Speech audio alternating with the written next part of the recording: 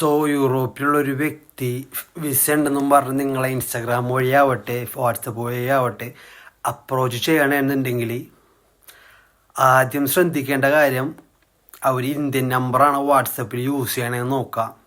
Indian നമ്പറാണെന്നുണ്ടെങ്കിൽ അവരെ European number വഴി contact ചെയ്യാൻ വേണ്ടി പറയാം. അവരപ്പോൾ ഇന്ത്യൻ നമ്പറിലാണ് വാട്സപ്പ് ഉള്ളതെന്ന് പറഞ്ഞു കഴിഞ്ഞാൽ ഇറ്റ്സ് ഓക്കെ, വീഡിയോ കോളിൽ വരാൻ വേണ്ടി പറയാം. വീഡിയോ കോൾ ചെയ്യുക.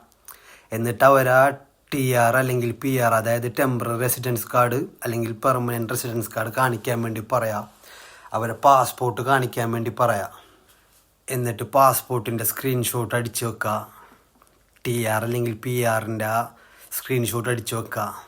വിസ ഉണ്ടെന്ന് പറഞ്ഞിട്ടുണ്ടെങ്കിൽ വിസക്ക് ഒരു കാശാവില്ല, അത് ആ കമ്പനിയാണ് ചിലവാക്കണം. ആരും പൈസ ആദ്യം തന്നെ കൊടുക്കരുത്. എല്ലാത്തിനും പ്രൂഫ് ഉണ്ടാക്കി വെക്കുക. പൈസ കൊടുക്കണമെങ്കിൽ അതിന് പ്രൂഫ് ഉണ്ടാക്കി വെക്കുക. വീഡിയോ കോൾ ഒരു പ്രൂഫാണ്.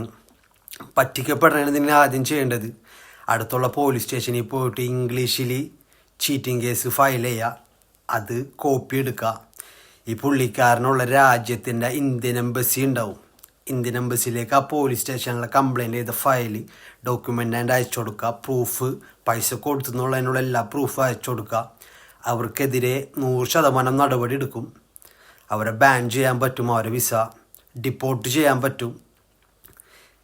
ഇങ്ങനെയുള്ള കാര്യങ്ങളൊക്കെ എല്ലാവർക്കും ചെയ്യാം. നമ്മ ചെയ്യാത്തത് കൊണ്ടാണ് ഇവരിങ്ങനെ നമ്മളെ പറ്റിച്ചുകൊണ്ടേ ഇരിക്കുന്നത്.